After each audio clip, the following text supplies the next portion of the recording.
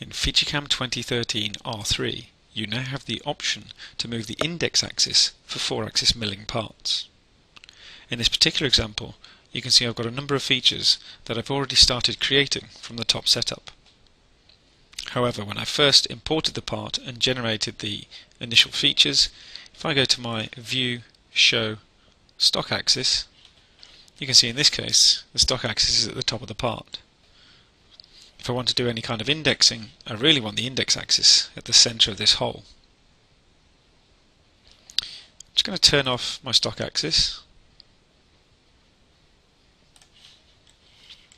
What I want to do is I want to just verify this. If I take any one of these features, so let's take the face operation at the top, I'm going to go into my new feature wizard, I'm going to create a pattern, choose next, and in this case you can see at the moment radial around index axis is greyed out. So first thing we need to do is turn the indexing on. So I go to my stock, double click to get the properties, and indexing I'm going to choose 4th axis positioning, and then we've got index around the stock x-axis. If I choose apply and say OK, go back in and create a pattern with my face feature. In this case I want 8 of them around the index axis. So radial around the index axis, choose 8 by 360 over 8, preview, and you can see they are rotating around that central axis.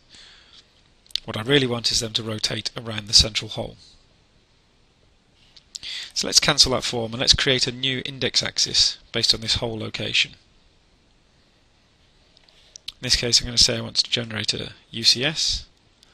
I'm going to create a new one and I'll call this one 4-axis index. I can go ahead and create it from one of the setups. Say OK. And then I can go ahead and move this position. In this case I'm going to do 2 translations. I'm going to move the distance, which is 110 millimeters to the edge of the part. I'm going to move its Z location by -25 to put it in the centre of the hole. I could have also created some kind of geometry, for example a circle on the end here, and use that to position my part. So I've now got a new UCS. I can go back into my stock indexing, and you'll notice here I have a new pull down menu which allows me to choose which axis I'm going to indicate. In this case I'm going to index around my 4-axis index. So with that UCS chosen I can apply and say OK. I can then go ahead and generate my facing operation using the new index axis. So let's create a pattern, radial around the index axis, and again enter my parameters 360 over 8, preview, and you can now see it's indexing around that new index axis. Say finish. That creates my features like so. And I can go ahead and repeat this for the additional features. So we'll do pattern, we'll do 4 by 90, and we'll also pattern the side as well. Again patterning around that new index axis, 4 by 90.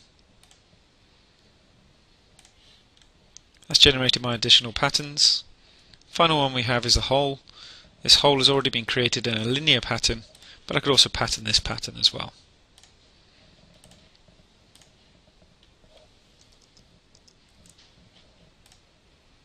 And finish.